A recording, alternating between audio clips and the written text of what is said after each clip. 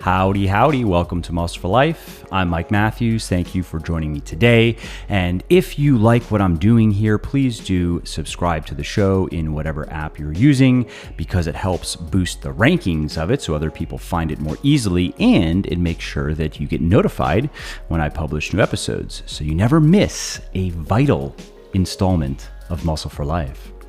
All right, so in today's episode, we're going to be talking about the fat burning zone, something I'm sure you've heard about many times. I know I have, going all the way back to the beginning of my foray into fitness when I was 17, 18 years old. I remember reading in the bodybuilding magazines how if you're going to do cardio to get lean, and you have to do cardio to get lean, of course, then you need to be doing it in the fat burning zone. And if you are not in the fat burning zone, then your cardio is going to be a lot less effective for losing fat, or might be completely ineffective. It might only burn the glycogen in your muscles, for example, or it might only burn carbohydrates in your blood from the food that you ate. Common claims, right? Now, this idea has had impressive longevity. It has been around for at least 50 years now. And in that time, many other workout trends have come and gone, and some do make comebacks because of the cyclical nature of things. But the fat burning zone idea, myth, as you're about to learn, has remained pretty steady, pretty constant in regular circulation again for several decades.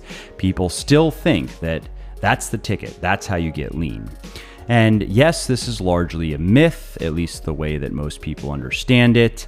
And what that means then is if you're doing all of your cardio workouts in a low to moderate intensity, yes, you can lose fat with that, but that is not necessarily better for losing fat than doing higher intensity cardio. And again, as you're going to learn in this episode, the higher intensity cardio is, strictly speaking, more time efficient for losing fat because you're going to lose more fat in a shorter amount of time. But that doesn't mean that you have to do a bunch of high intensity cardio either.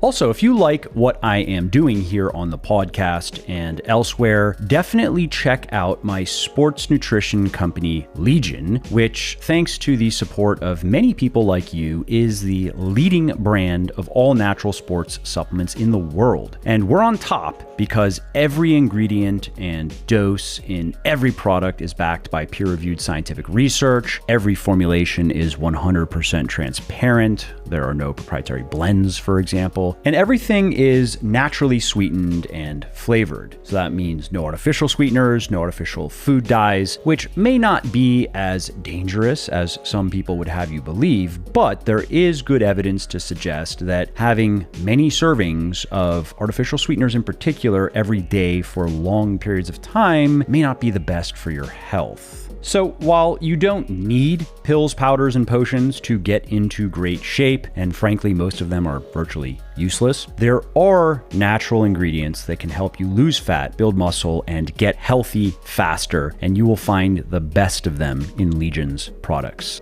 To check out everything we have to offer, including protein powders and bars, pre-workout and post-workout supplements, fat burners, multivitamins, joint support, and more, head over to buylegion.com/Mike. That's BUYLEGION.com/Mike. And just to show you how much I appreciate my podcast peeps, use the coupon code MFL at checkout and you will save 20% on your entire first order. Okay, so what is the fat burning zone? Well, this refers to a workout intensity where your body is burning mostly fat. And the idea is by working mostly in this zone, which is related to your heart rate, and I'll get into that in a second, you are going to mostly lose fat in your workouts, and that is going to result in more fat loss over time than doing cardio in a different zone, in a carbohydrate burning zone, for example, a higher intensity zone. Now, this is also referred to as the fat burning heart rate zone because the intensity of the training is often expressed as a percentage of your maximum heart rate. So this is where it takes a technical term and it has a scientific flair about it. Now, in order to understand how this idea came about, you have to understand how your metabolism works when you exercise. So when you're training, your body is using several different sources of energy to power your workout and to stay alive. And the main ones are carbohydrate and fat. Now, it uses different physiological processes, and these are known as energy systems, to transform carbs and fats into usable energy for your cells, because your cells can't use molecules of carbohydrate or dietary fat. They have to be broken down into smaller things that your cells can use. Now, when you are at rest, when your heart rate is low, your body is getting almost all of its energy from fat. And that is a very efficient and it's a very plentiful fuel source. It is very easy to transform body fat into usable energy at a cellular level. Now, at rest, of course, you're not burning many calories. It doesn't cost much energy to just sit there. And as body fat is pretty energy dense, a pound of body fat contains about 3,500 calories. And to put that in perspective, I'm 193 pounds and I'm a lot more muscular than the average person. So my 193 pounds costs more energy to use and to maintain than someone else who weighs 193 pounds, but who has a lot less muscle. And Monday through Friday, I'm in the gym lifting weights for about an hour per day. And I do about 30 minutes of low intensity or low/moderate-ish intensity cardio. I hop on an upright bike and I usually make or take work phone calls during that time. And then on the weekends, Saturday and Sunday, I usually do just the cardio, 30 minutes or so. And to maintain my weight, so my maintenance calories are around 3,000 to maybe 3,200 per day. And so 1 pound of body fat has over an entire day's worth of energy for me. Going into the gym, doing my cardio. Otherwise, I'm not very active. I'm just sitting on my computer typing or recording podcasts. But on the whole, if you look at my activity level, it is pretty good because I'm exercising 12 to 13 hours per week. And I'm fairly lean. I'm around probably 9% body fat, maybe 10%. So let's just say I have 20 pounds of fat. That's what I'm carrying around. That's probably about a month's worth of energy at my current activity level, meaning I could survive off of just my body fat for probably about a month, no food. So anyway, my point with all of that is body fat is very energy dense and it's very easy to turn into cellular energy. So that is the first resort of our body. Whenever it needs energy for anything, if it doesn't have energy available from food that we just ate or ate some time ago that it is still digesting and absorbing. All right, so let's come back to this point of us being at rest and our body getting most of the energy it needs from body fat. Again, assuming that it can't get the energy it needs from food that we ate because it's already done processing it. You can burn more energy, of course, by moving around, and you can move around more intensely to burn even more energy. But there is a side effect here. Yes, fat burning goes up. However, the energy system that burns fat for energy isn't able to keep up with the demand for energy, and particularly from your muscles as you are lifting weights or doing cardio or playing a sport or whatever. And so then what happens is the body starts to metabolize more and more carbohydrate. That energy system kicks in to pick up the slack. And once you're exercising at about 60 to 80% of your maximum heart rate, studies show that your body gets about half of its energy from carbohydrate stores and half from fat stores. And this is a point that scientists refer to as your maximal fat oxidation rate, or MFO. Now, if you push even further than that, if you are pushing to near maximal intensities in your training, think sprinting, for example, or a higher rep set of maybe squats taken close to muscular failure, think like a 10 rep set, for example, what happens is your muscles start getting the majority of the energy that they need to do that from carbs and very little from fat.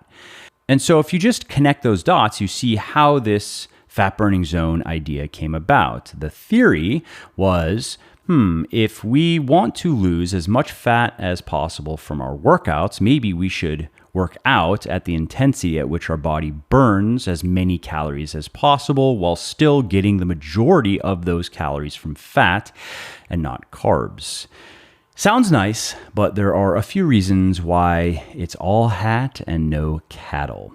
So the first and biggest problem with this idea is that the amount of fat you burn during a workout isn't all that important when it comes to long-term fat loss.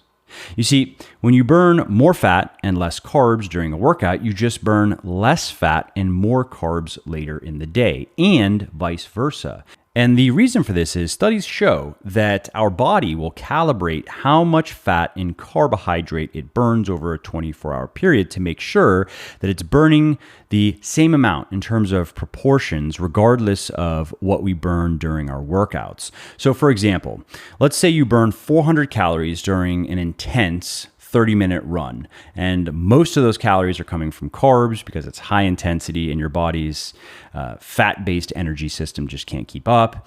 And then the next day, you burn 400 calories on a 90-minute walk. And most of those calories will come from fat because that's a low-intensity activity that your body's fat-based energy system can keep up with. Now, which of those workouts will burn more body fat? Well, many people who believe in the fat-burning zone will say, oh, the 90-minute walk, but they're wrong. You'll burn about the same amount of body fat. So the key takeaway here then is in the context of fat burning, all that really matters in your exercise, in your training, in your workouts is calorie burning. That is what drives fat loss, not the intensity of the training. Now, the intensity of training drives calorie burning, very true, but calories are calories. Energy balance works very simply regardless of what type of exercise you're doing.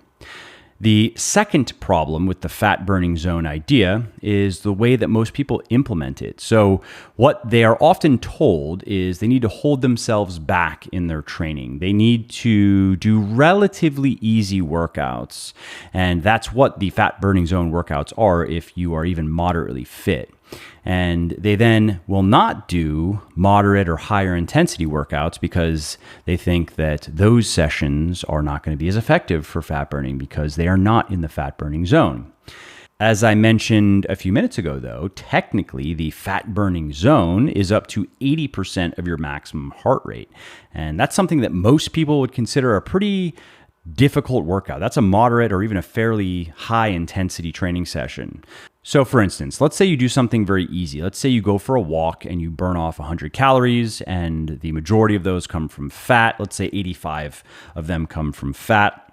That is not going to be as effective as spending that time doing something more difficult. Let's say running at a moderate pace, which yes, will burn fewer calories from fat, relatively speaking, but more in an absolute sense. So let's say in the same time you burn 400 calories on that run and 250 of them come from fat. Or maybe you burn 600 calories on a slightly more intense run, or maybe a bike ride or something like that, and half of them, just 50%, come from fat. But that's 300 calories come from fat. So in a relative sense, yeah, the 100-calorie walk was quote unquote more efficient for fat burning, but in an absolute sense, the higher intensity workout was a lot more effective. Now, the last problem with the fat burning zone myth is that it implies it's a static intensity that occurs at a very specific heart rate. And cardio machines often reinforce this by showing pretty graphs, and they try to indicate exactly where your heart rate should be for fat burning versus cardiovascular training. And the reality, though, is the fat burning zone, or more accurately, the term I shared earlier, your maximal rate of fat oxidation, can vary widely depending on your fitness level and sex. Specifically, people who are in better shape burn a higher percentage of fat at a higher intensity than people who are less fit, because studies show that exercise improves your ability to metabolize fat for energy at higher intensities. And on the flip side, studies show that very low intensity exercise can max out the fat burning abilities of obese people, that they can reach their maximal rate of fat oxidation at, for example, just 24% of their VO2 max, which is the maximum amount of oxygen you can metabolize during exercise. It's another measure of exercise intensity. And then if we look at research on very fit people, on endurance athletes, we see that in some cases, they don't reach their maximal rate of fat oxidation until they're close to 80% of their VO2 max. Studies also show that women burn a higher percentage of calories from fat than men do at most exercise intensities. So my point with all of this is the fat burning zone is a moving target. You're never going to be able to pinpoint it exactly. Now, fortunately, you don't have to, because it's not necessary, it's not even useful to do so. And all of that then brings me to a question, which is, what kind of cardio is best for burning fat? And the answer is something you've probably guessed by now. It's very simple. It is whatever burns the most calories.